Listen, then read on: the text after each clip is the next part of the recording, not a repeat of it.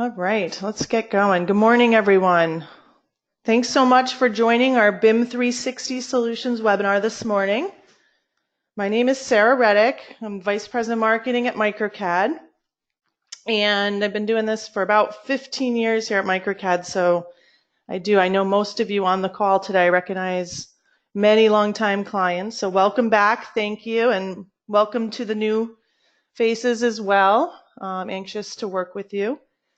We are expecting a pretty large group, so as per usual, we're going to keep these lines muted. I encourage you to ask questions, but use the questions panel in the control panel there.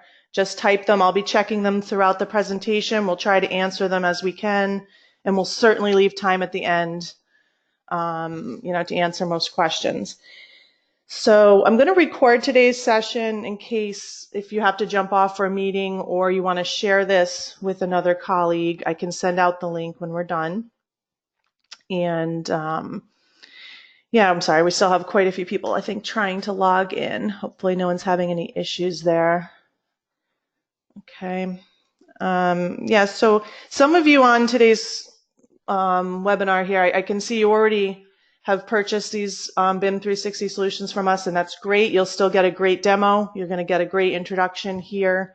If you have not scheduled a time for us yet, please reach out to your account manager or talk to me after, and we'll come in and get your training set up. We can come on site and get everything worked out for you specifically.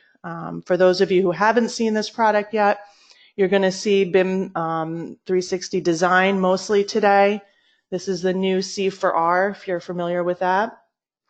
And I think you're going to like today's presentation. We have with us Cesar Ruest. He is one of the top Autodesk construction solutions executives. He's based out of Toronto. He's done a number of events for us in the past.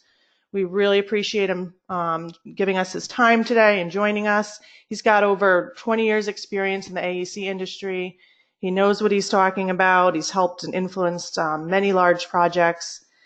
And today he's here to help us really understand this new BIM 360 product line from Autodesk and help us realize these advancements. So without further wait, I'm going to pass the screen over to you, Cesar.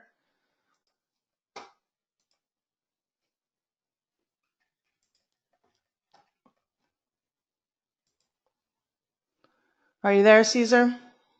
I am here. All right. I'm making sure I can pass. There you go. There we go. And yes, now I see your screen. Awesome. Excellent. Thank you very much, Sarah. And I've got a lot to live up to, I guess, because I've got a lot of experience to share, apparently. So, and I know what I'm talking. And I know what I'm talking about. So those are two big things to live up to today. I'm happy that you could join me. I did say within our marketing piece that we would talk about the mobile device, and so yes, I will talk about this at towards the end of the presentation. So what I'd like to do today could be the best 55 minutes of your life or the most painful 55 minutes you've ever endured, but let's hope it's the best. I'm going to introduce the BIM 360 platform to you today.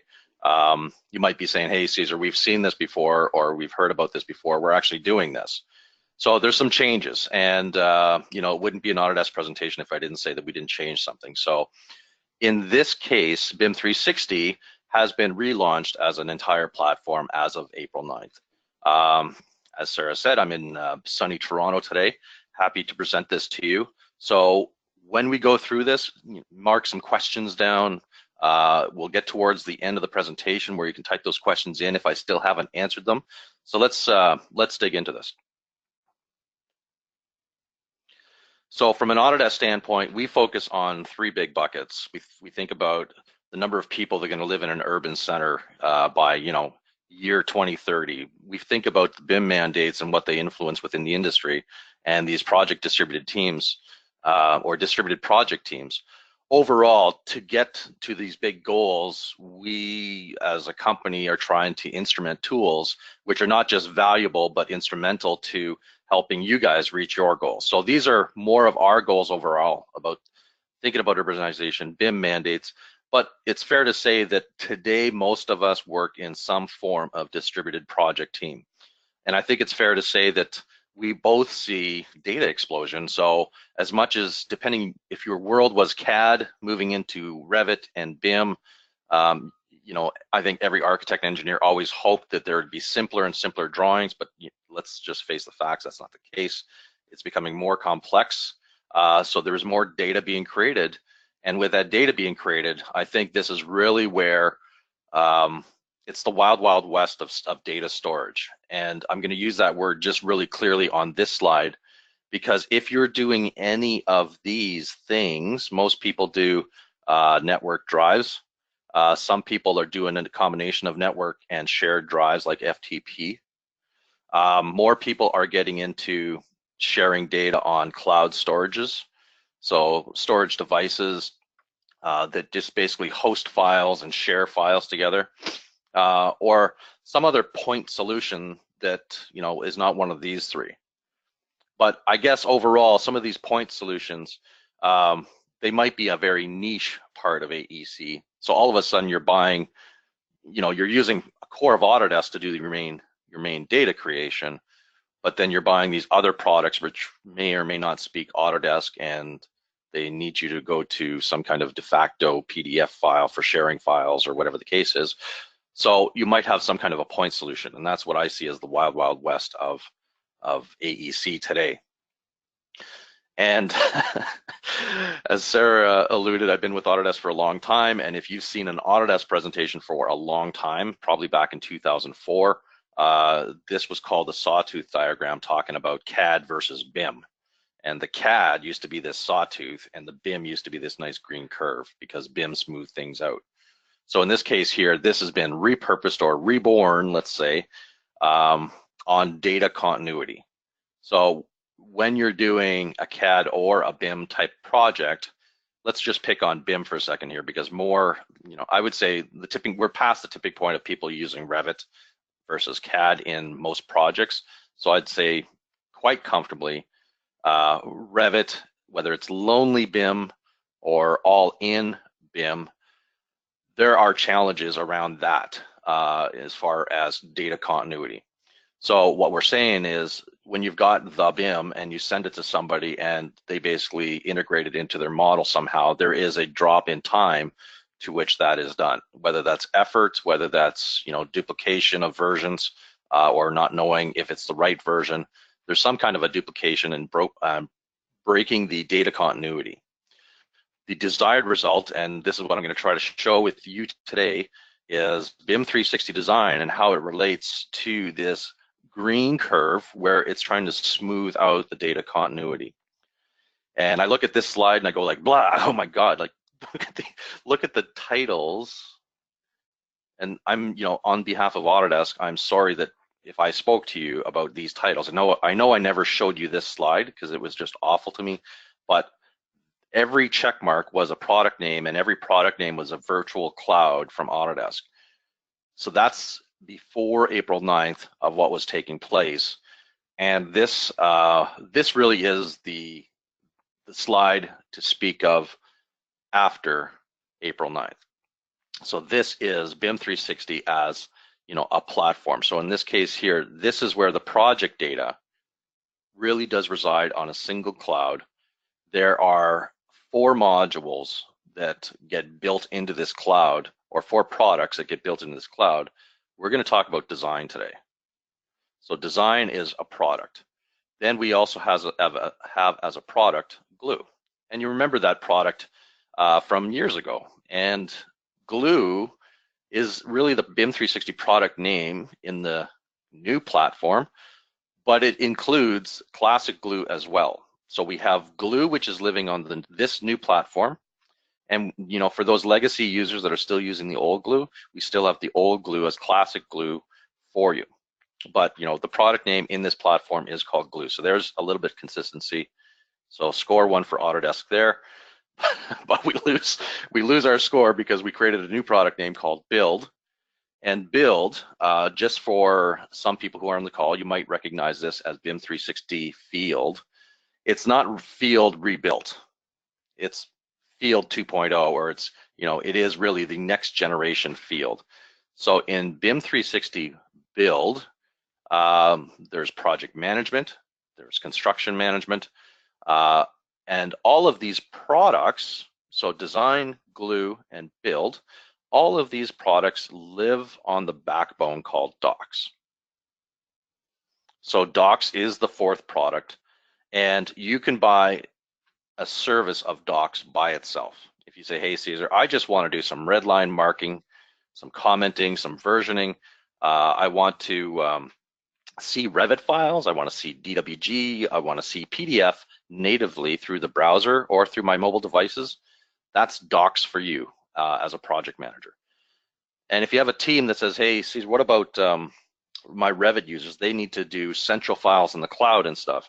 So this is where you're going to get them a seat of design. And the seat of design for that user will include a seat, that license of Docs.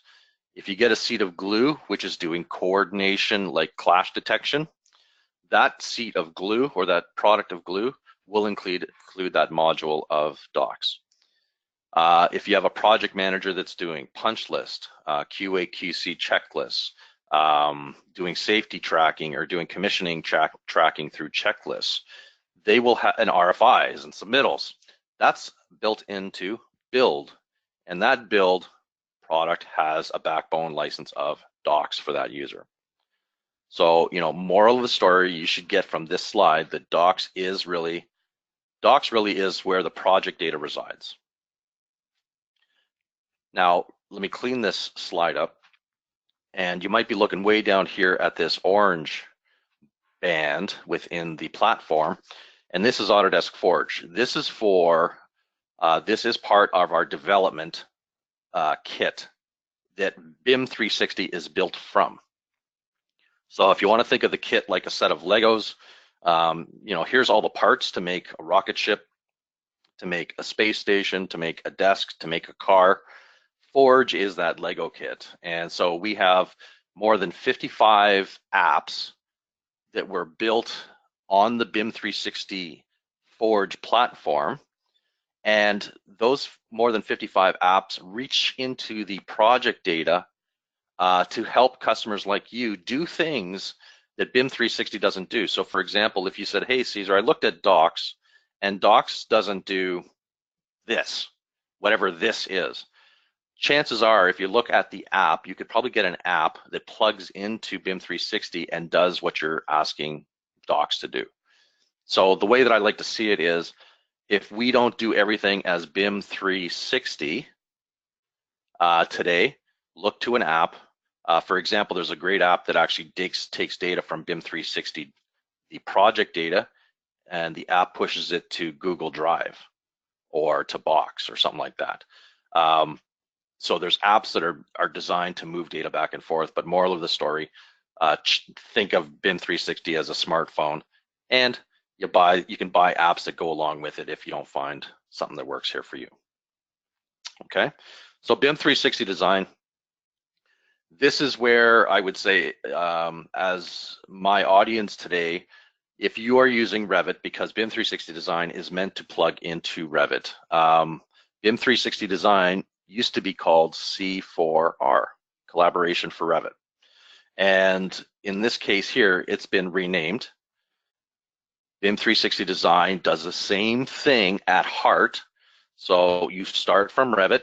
You basically are doing Revit cloud work sharing, central files, in the cloud.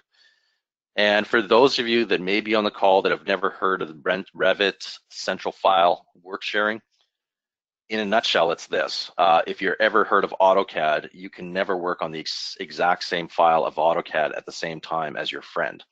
So if your friend's working on an AutoCAD file, you can't. Revit has a technology built into it so that more than one person, so Sarah and I could be working on the exact same Revit file at the exact same time, and she would be working on walls or doors or windows or on the second floor, and I'd be working on another part of the model. and we can work live, coexist in the same model at the same time, save to central, and all of our changes get saved. That's Revit in a nutshell, and it's been around since 2004. So hopefully I haven't dated your lack of knowledge in Revit, but it's never too late to get on board.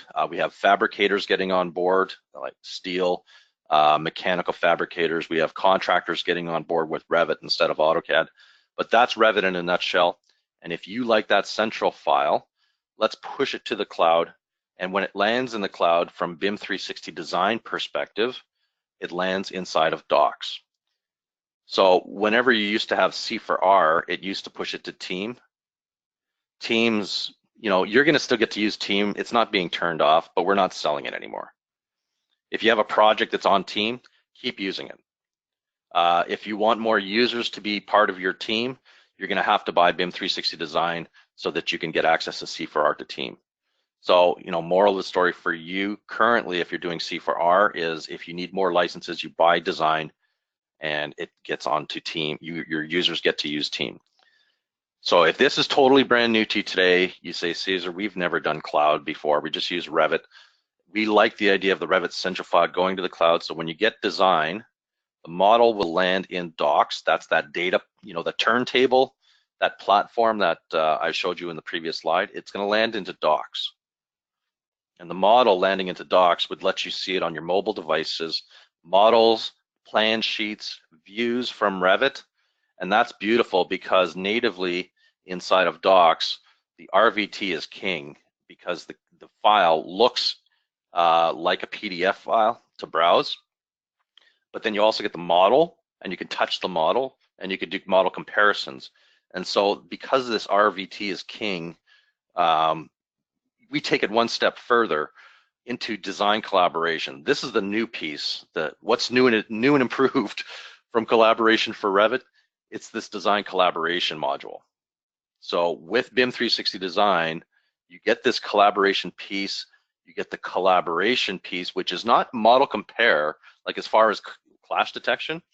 It's more of model compare as to saying, I'm the structural engineer as an example. And let's get into this.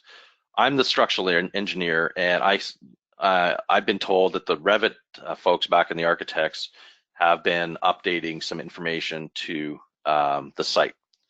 So somehow the architects, when they say collaborate in the cloud, they're pushing that information up to Docs so that you're looking at the document management module and you're looking at a bunch of team folders, right? So Cosentini, Le Mesurier, Stantec. This is another enhancement within the new and enhanced design module. So design includes permission-based folders for your teams. So the contrast is, or the comparison is, the old way of doing this was you had a master folder and everybody's mother and dog put a Revit file into there and you had to trust one another. So we said it was a very high trust environment because I had to trust Sarah, who would be my architect, that she would not open up my structural file, and vice versa. Very high trust is what it used to be. Now it's a very low trust, and we each have our own folders, and you can see that there's a shared folder to which we all can live and coexist with Revit files.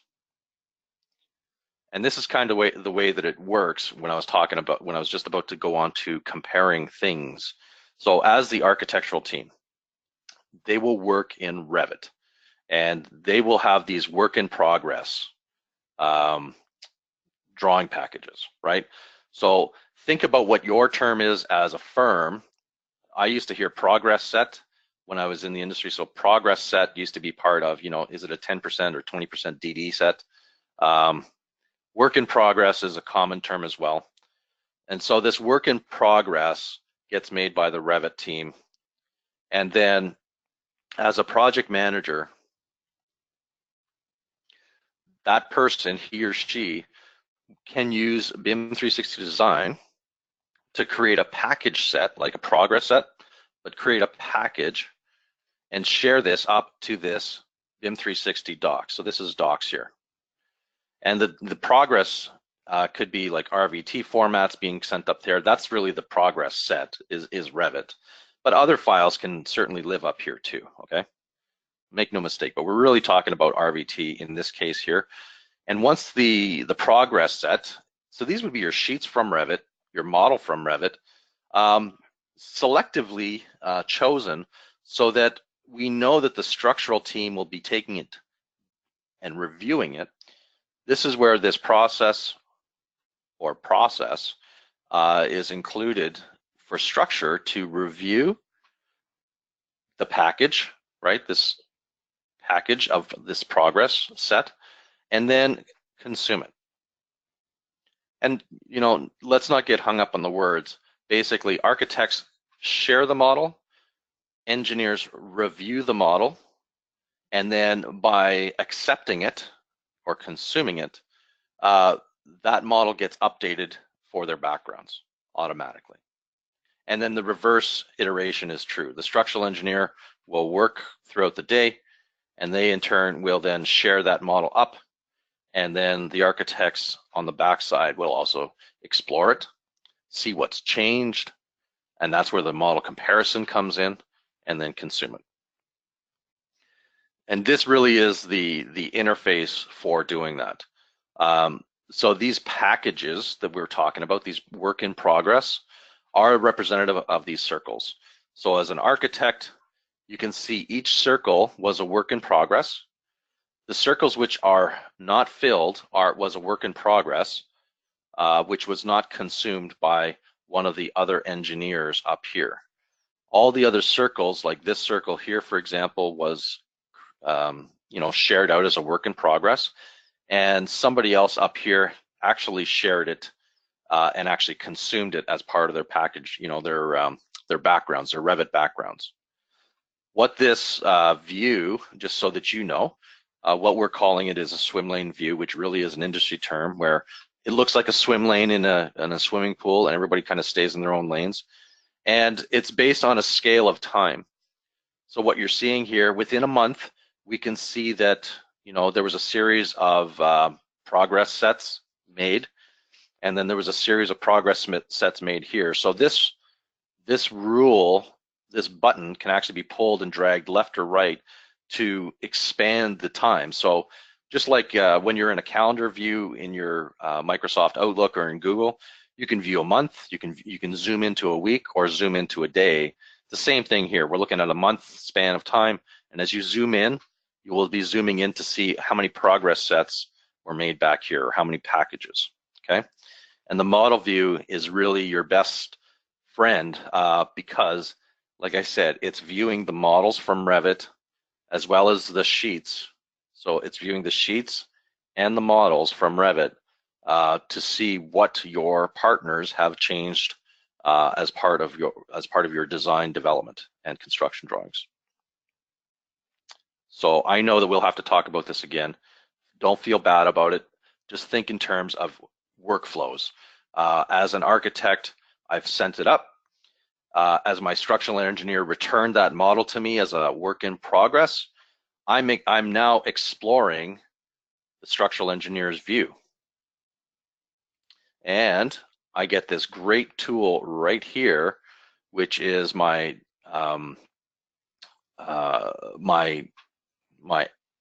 it's not the coordination tool. It's a God, the name's escaping me. The view, that's whatever the view is, call it whatever you want.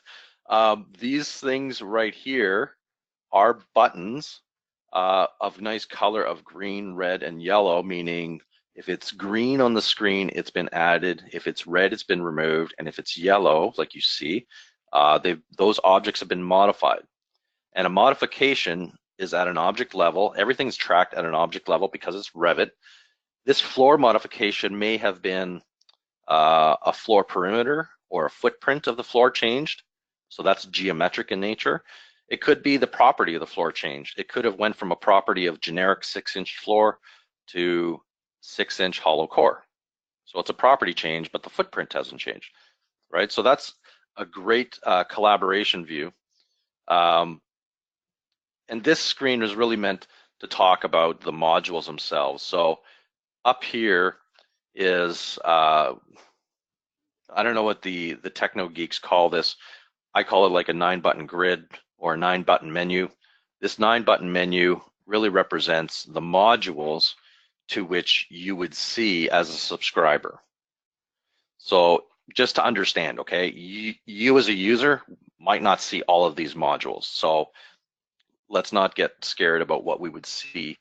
As an example, if you bought Docs, you would see this document management module, and that would be it. If you bought Design, you would see these two modules, Design Collaboration and Docs. Now, if you wanted the project management stuff, so if you were a project manager and you went into the field and did site inspections, and if you had to do quality assurance and checklists and stuff like this, you would get the Build product, and in the Build product, you would get project management, you would get field management, and you would get document management, right? So that's the way it works right there. And Glue, of course, you'd get the model and document management for Glue. You can see we're having a beta of cost management right now as well. All these other ones, all these other tools, so if you exclude cost management right now, all these other tools are live. They might have a preview button on there, but they're fully live and fully functional working products inside of the service. And the desktop connector, it can be your best friend. It's a virtual drive. It shows up in Windows Explorer right beside your C drive, and it allows you to browse to the cloud right through Windows Explorer. And this is how it could let you drag and drop things from the cloud to your desktop or vice versa. So some people use this to kind of manually back up some files from the cloud back to your server. So the desktop connector comes with your BIM360 subscription. So document management, because when you're using Design, document management comes with it. Or you could buy it separately for just those people who need to just do document management. Let's cover it off. So it's hugely strong in PDF, and it can supplant any other PDF viewer that you have right now, because it does great things within, the BIM360 environment. So upload a single PDF, and it will extract all the sheets with the title block information for you automatically. It'll also do the hyperlinking to section bubbles to further sheets in the drawing. You can view this through your mobile device or through the web or through a web browser. So PDF drawing management built into Docs. PDF or Revit or DWG 2D drawing compare built into Docs. So a side-by-side overlay view, or a light table view where you can actually move the drawings just like you would on a light table. I'm dating myself here. To check out the changes. The big deal and the big differentiator from an Autodesk standpoint, though, is we don't just do PDF. Like I said, Revit's king. DWGs for building purposes are fluent here too, so upload DWGs. This viewing window lets you view these file formats natively. So the shortcut is that you don't have to make PDF anymore to do design review. You just put your Revit file there. That's a shortcut, and it reduces data duplication.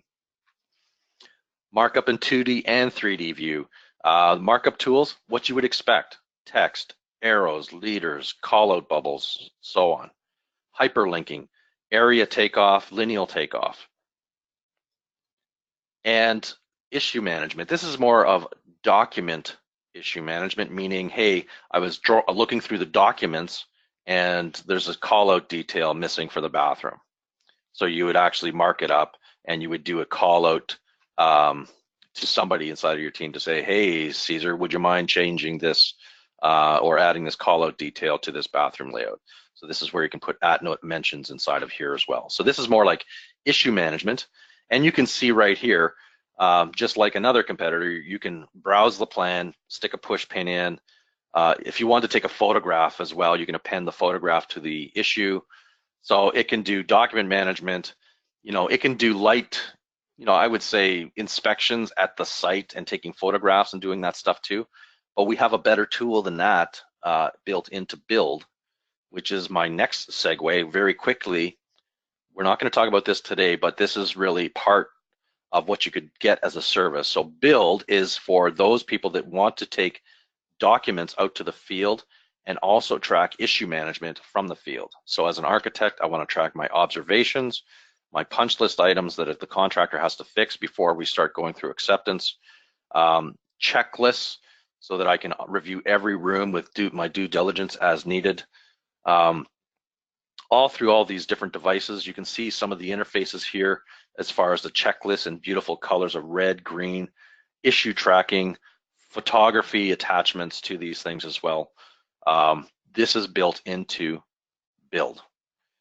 The quality control piece as well, built into Build, and all of it comes with a really nice dashboard so that on the morning of, you can come to your dashboard and say, hey, how many RFIs do I have outstanding? How many submittals do I have to review? How many punch list items or inspections are still outstanding? It even shows you a checklist as far as percentage complete. And you can quickly look through the list of checklists to say these are like 50% complete and so on. Managing RFIs follows a workflow starting with the subcontractor, typically going through the food chain and then back like that. So it follows a workflow in the cloud for doing any kind of RFI, as well as submittals, following the food chain through submitting and then sending back. And submittals can include a variety of file formats, not just like JPEGs and drawings, but it could be zip files, doc files, Excel files, and so on, all part of the submittals process. So in a nutshell, this is a big platform, and this is why we get measured and competing against the Wild West point solutions out there, because we do so much across the entire platform. But overall, design review, as-built, bid management, RFIs, submittals, clash detections, issue management, quality control, and punch list management. So let's dig into this.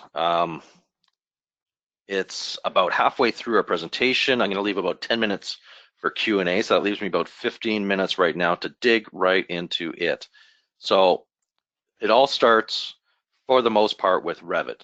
You see, I've got Revit 2018.3. So if you have collaboration for Revit today and you want to try Docs, but you still want to have your old version of Team, you need to be on 2018.3, because 0.3 of Revit lets you either collaborate using BIM360 Team, the old way of doing it, and lets you also try the new way of doing it.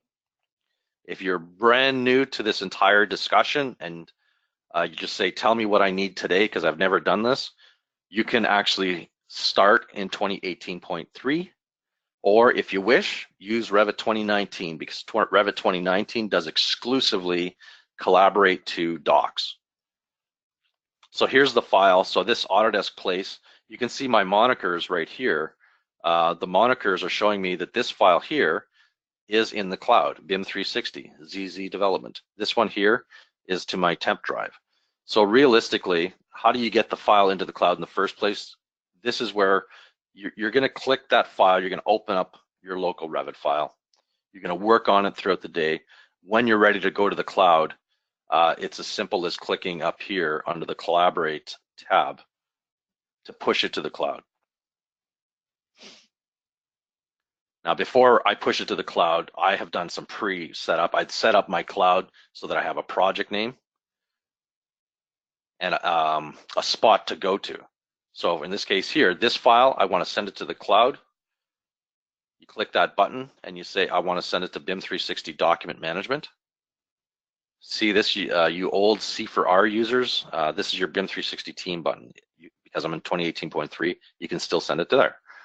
But for any newbies, this is where we're going to go, BIM Document Management. And then you browse the your account. These are my projects, so ZZ development. The enhancement to this part of it for those older C4R users is you can browse right through project folders and choose the folder to which you want to drop this central file. So in this case here, I want to drop it into my architects folder and I want to initiate it right now. So just by doing this, it's going to upload this model to the cloud. It'll create it as a central file if it's not already. It's going to save a local cache, and that's it. We have just pushed a model from Revit to the cloud. It's going to be work shared enabled, and it's all set to go. Anybody else that wants to use this file, they just go to File, Open, and they just open up that file, and it will let them work on that central file. The virtual drive, remember I was talking about this virtual drive. Let me show you here. Under this PC, that desktop connector is right here. So there's my C drive. There is my desktop connector right here, and this lets me browse this cloud. So there's my cloud. There's my hub. This would be your project, your company name. These are your projects. There's my ZZ development, or is it ZZ development? Project files and architects. So I'm pushing a file there right now. That's why my little pinwheel is spinning. But I did this just the other day, and it pushed this. So this file is about 50 megabytes large, let's say. But this is in the cloud. I'm looking at this stuff in the cloud. So that's the mechanism to which we are going to do hyperlinking. So you know, X-referencing, managing links, right? So when I say insert, excuse me, let me go to a 3D view. So and I'm just choosing any view, it doesn't really matter what it is. But your purpose of Revit linking is right here, and you're gonna manage to go to my computer and go to the cloud. And there it is right there, there's your cloud. You can also grab this external reference link up here and jump to that cloud as well. There it is. It's easy development. So this is how you would link files from the cloud. So when Sarah's done making her file, I could link it from the cloud. And when you come to manage links, instead of saying this crazy C drive, it'll actually say cloud path. That's exactly what you're looking for. So let's dig into our, once it's in the cloud, what can we do? Well, this is exactly what we're looking for. This is our document management piece. You can see here's all of our sheets that got published. See, that's part of Revit. Revit publishes these sheets and views, whichever ones you want, but we use the publish feature in Revit to access any of these views into the cloud. You set it up first in Revit, and then what shows up in the cloud is what you told it to be from Revit. So like this elevator core view was because I said from Revit, publish this core view, publish this cover sheet view, and publish these thematic floor plan views. So now what we can do, we're browsing in the plan section. You can see right here, I've got my Revit model. I can jump into any of these screens. So let's go to the second floor plan. It has 1 markup, 5 document issues, 2 RFIs, and it's on version 4.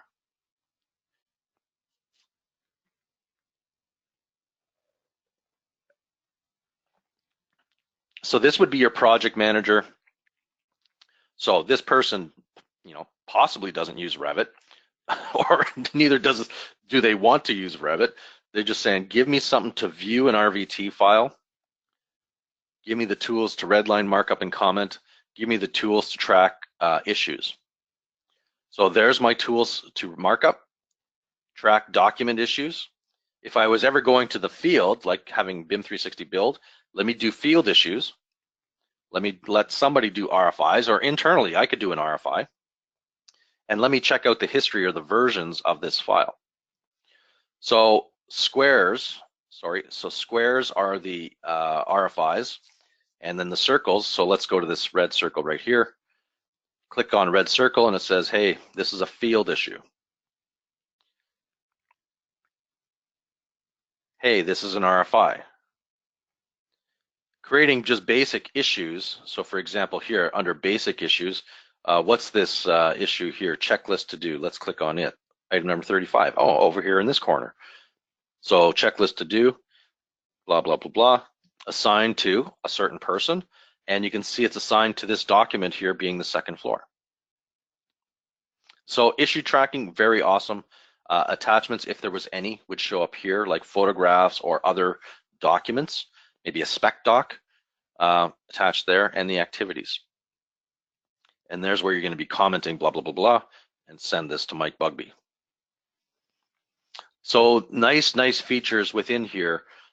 These are some tools, like I said, but you also have the toolbar down across here. This is where you see measuring. You know what that is. Markup tool, you know what that is. The model compare, I'm going to show that to you in a second, but let me show you this split view mode. This can be sometimes the best thing since sliced bread. Let's go over to maybe the south building section. So in a split view, this is where you can have two views side by side, and you can go ahead and choose things inside of these views so that you'd want to see. You see I'm picking over here on the left-hand side, I pick that wall, and on the right-hand side, it shows me that view. And if I pick this table, you can see how it's zoomed into this view on the right-hand side. So this right-hand view could be a 3D model if you wanted, and go back and forth. You can pick an item over here on the right-hand side and have it show you in the plan view. So for trying to understand drawings, there's that door. It's a great tool to do an understanding between model and drawing, but it's called the split view, and you can only use it in the web portion of BIM 360, but fantastic for exploring models as it relates to plan drawings. Fantastic tool.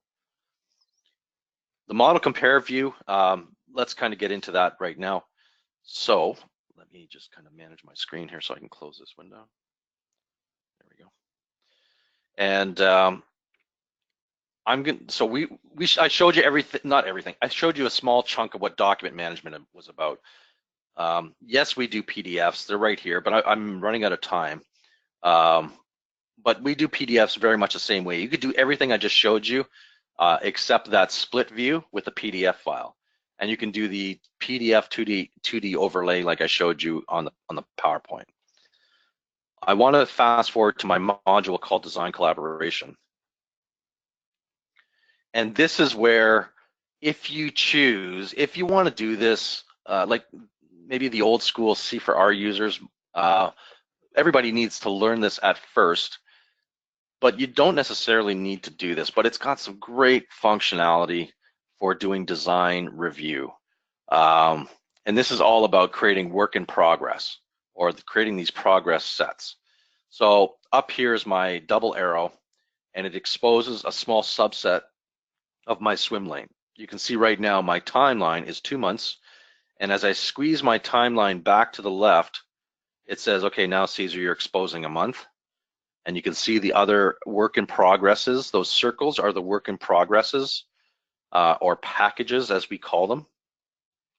And we can squeeze it right down to start exposing these multiple packages. And now we're really coming into days of the week. So this is the 16th. And if I expose more swim lanes, here's all of our teams. And here's Mid-City Mechanical. They did 2 packages, or 2 work in progresses, very, very close together in time, one after another in a day's span. The whole purpose of this design collaboration is so that you can share your sheets and your 3D views as specific packages to your consultants. Okay, to create a package, for example, I'm part of Anarchy Architecture. I would create this brand new package, and here's all of my sheets from Revit that are exposed to me that I could send out as a package. I could send out, if there was multiple sheet sets here, I could send out multiple sheet sets to my consulting partners and save this.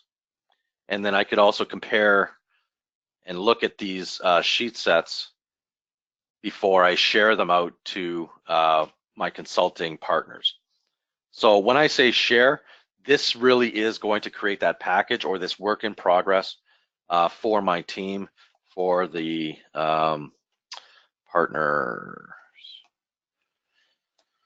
doing furniture.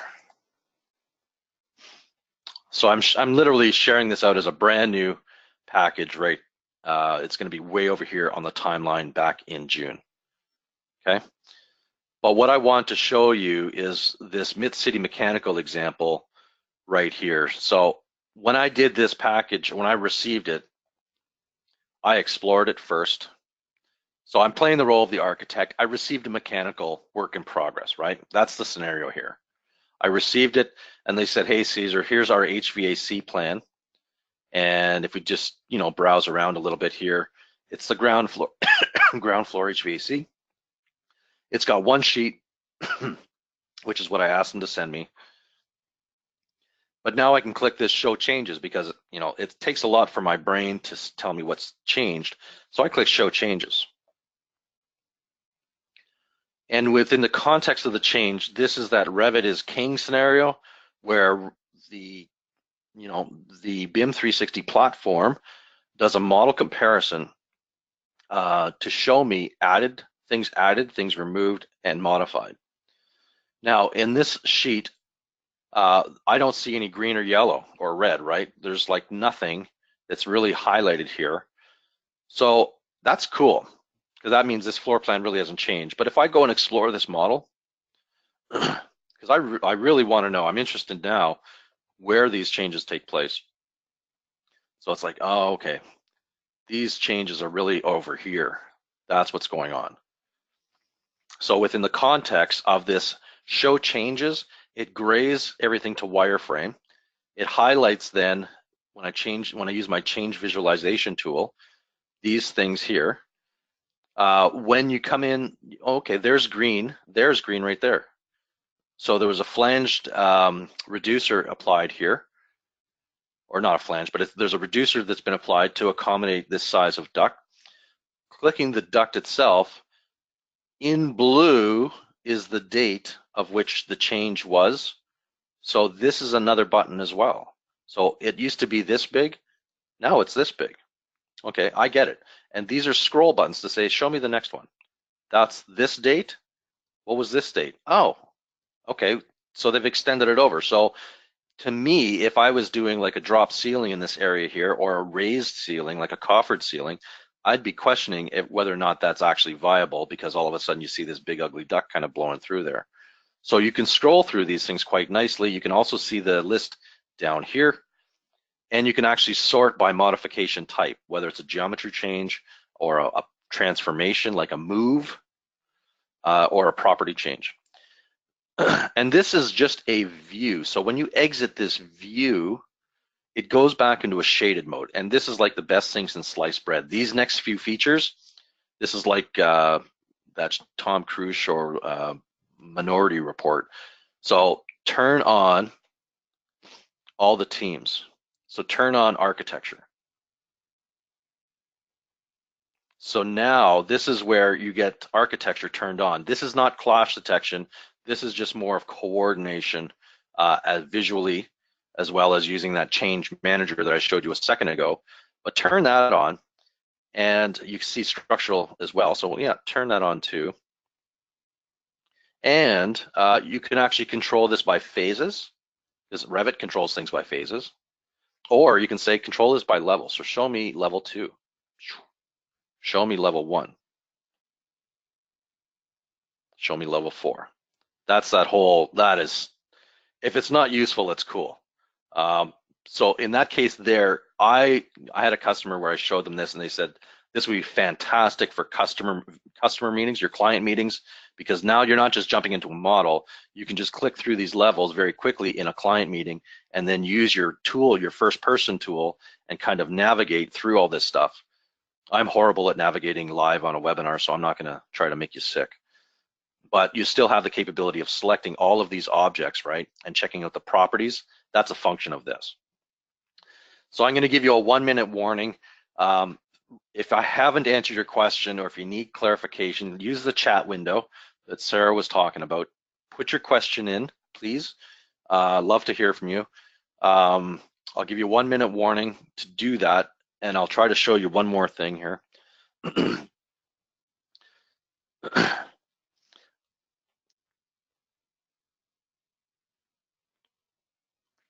So the project home, this is what I wanted to show you. let's finish on a high note.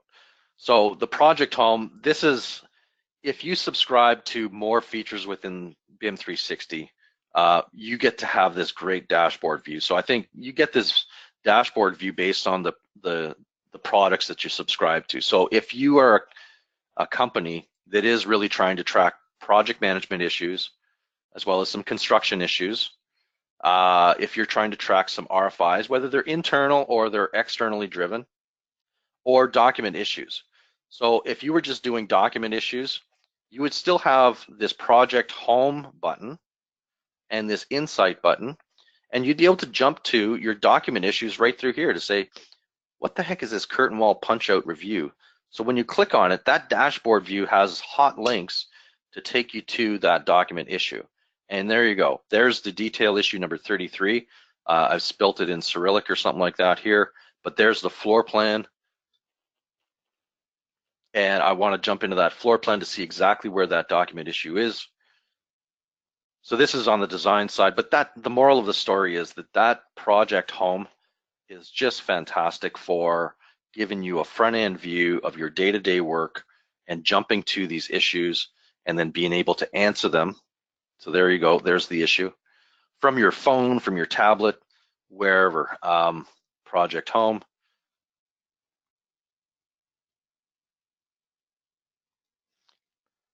And we can come to the last piece I just wanted to show was your insight.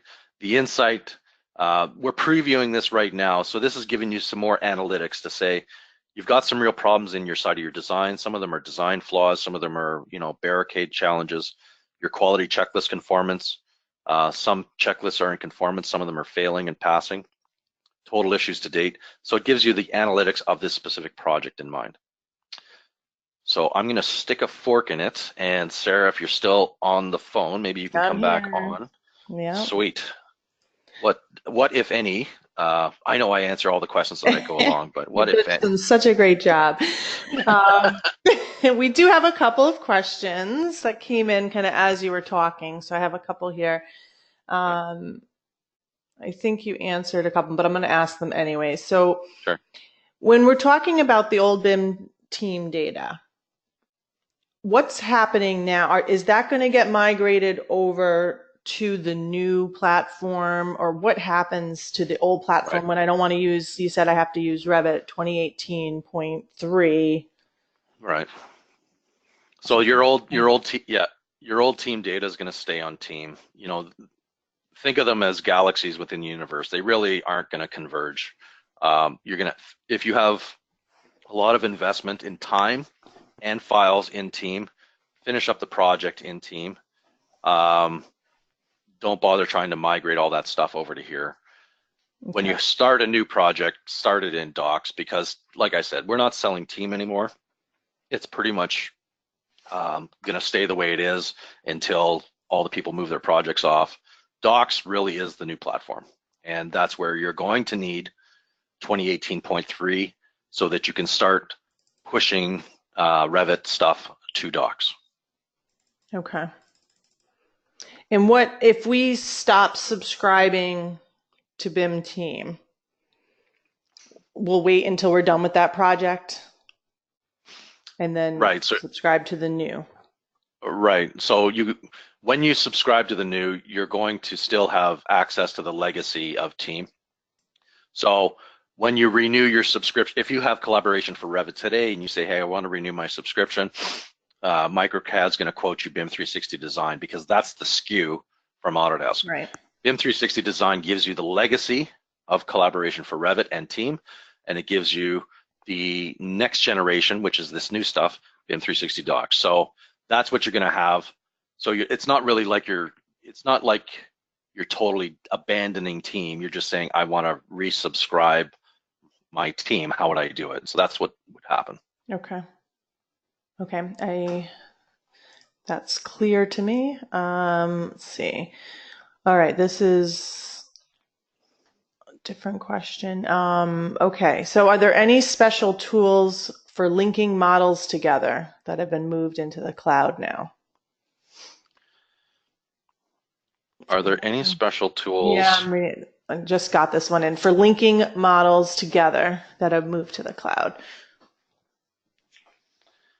Well, linking models together would use the glue portion of BIM360, and that's where you can glue, that's where the actual name comes from, glue multiple models together of different file formats. So glue can facilitate a Revit or it doesn't support RVT natively, but DWF, Navisworks, and then a variety of other file formats like Inventor or DXF or SAT files. Glue facilitates kind of like linking those files together, if that's what you mean by linking. Okay. Well, we'll get a follow-up question from that individual if there's some more information about that. Sure. So you mentioned, well, you just mentioned glue. We were talking about field. This question was about field. Does that now come with when I buy the BIM Docs solution? So no, correct? These are all separate modules. That's correct. There are the 4 products. So if you like, so for example, I'm on my phone right now, and if you like just the ability, if you just want the ability to see view, so I'm in Revit, and there's all of my Revit sheets. I want to, I want to jump into this model right here. At a minimum, Docs does this. So you can use Docs just to use the upload function. So back here on the web, so what I didn't show you, let's put this side by side. So when you go to Document Management, I'm in the folder here, and you're going to see the upload button. So uploading, a manual upload of Revit models can give you what you see on the left-hand side. But if you want to do this real-time collaboration or near real-time collaboration, and you want the ability to start really sharing central Revit files through the web, that way you'll need the design collaboration module. So that's called BIM360 Design. But at the very, very minimum, if you just want to do upload only, like that's almost like using this as an FTP site with a viewer capabilities, like my phone, that's Docs. These modules here, project management and field management, are built into the Build product. So the SKU from MicroCAD or from Autodesk would be BIM360 Build to give you this and this, which is project management is, like I never showed it, but it's RFIs and submittals. And then field management is checklists, issue tracking, and daily logs. So these are called modules inside of the product called Build. This is a module called Design Collaboration inside of the product called BIM360 Design. And this is the module called Document Management inside of the product called BIM360 Docs. And this is the glue glue product called Model Coordination. Lots of names. Okay. All right. Sorry, I'm reading other questions while you're talking. That's fine. I'm just entertaining anybody if they're watching my iPhone. So awesome. All right. Yep. I think we got the modules straightened out. There's a couple questions about that, but I think they came in before you just mentioned that. So I think we understand the different modules that make up this BIM360 platform. And they're asking about, you had mentioned, this is an existing C4R client, so they mentioned some improvements that have been made to C4R and why we should look at this now. And you mentioned the design collaboration module. Could you just review what was different in that? Sure. What's going to be different compared to what I have in C4R? Yes. So there's one thing that I didn't highlight, which is a really big difference, and that's the permission basis.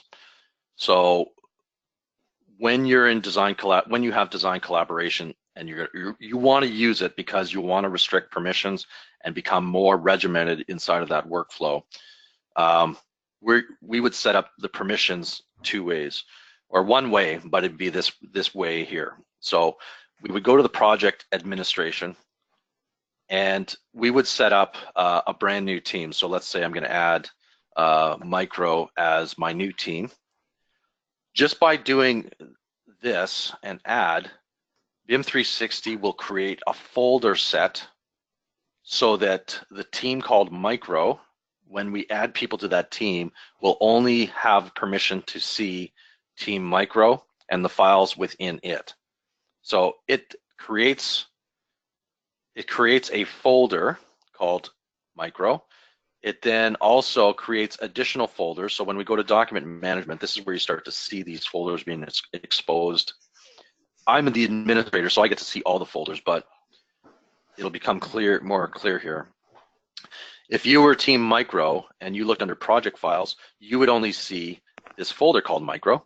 And when you open the folder called Micro, BIM360 creates a consumed folder for you. So if I was to send a floor plan over to Team Micro for you guys to peruse and link and possibly link into your Revit background, this is where when you accept the file that I send you as a package, as that work in progress, that, you know, I'm calling it a progress set or a work in progress, but the term really is package. When I send you that package, when you accept it or consume it, it lands in your consumed folder. So for example, as Anarchy Architecture, I actually consumed mechanical items and structural items. So this becomes, these files that are found here are the files that I'm linking as a background to Revit. I'm in Revit, and when I say link file, link this MEP file, I browse to here and I grab this file in my consume folder because that's the one that I accepted from you when you shared it to me. So this folder structure is built automatically for you. You just have to make the team. And then we also get way down at the bottom here is a shared folder. And the shared folder is permissioned out to everybody so that anybody can see anybody's work at any one time. But these are all progress sets which have been printed out already. And you know, there's no harm done if somebody messes with this, because really the central files are back in our proprietary folders.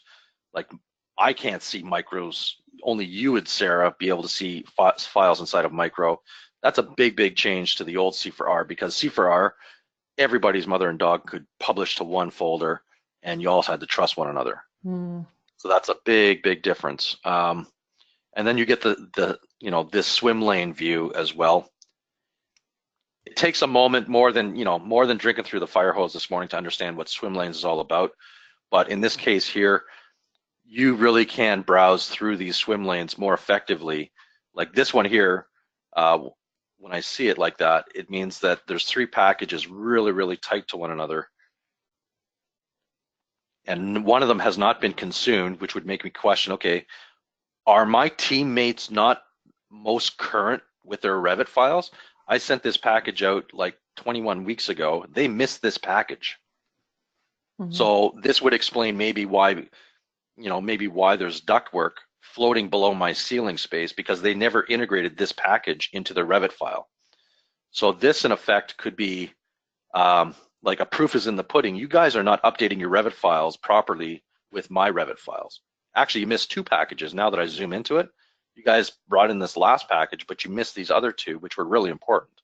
So this whole swim lane thing could be very compelling with the use of this, with the Revit interface. Okay, so those dotted lines, that blank circle, that indicates that they did not open that, or did not accept it, or did not... They did not accept it. They did not accept That's right. Your changes. Okay. Right. They looked at them and they said, we're going to pass on updating the background link, because this is my architectural model right here. And inside of my architectural model, I might have a mechanical link. So for example, I might have, don't look at this stuff here, but I've got a structural link, and let's pretend this was linked to the cloud. Maybe I never updated this link for like weeks. That's what's showing up there. Okay. Right, exactly. Okay, great, thanks.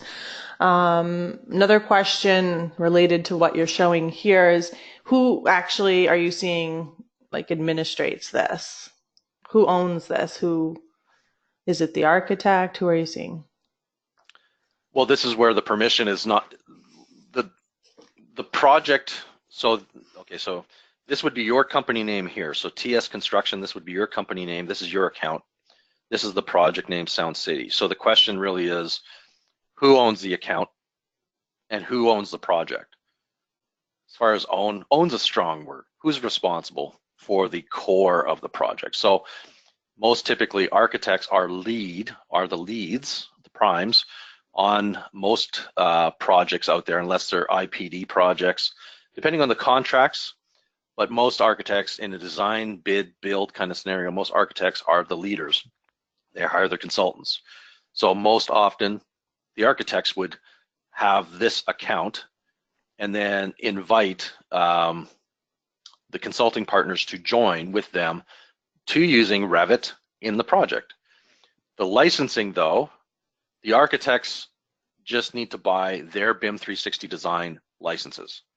The structural engineer, mechanical engineer can buy their BIM360 licenses, BIM360 Design licenses.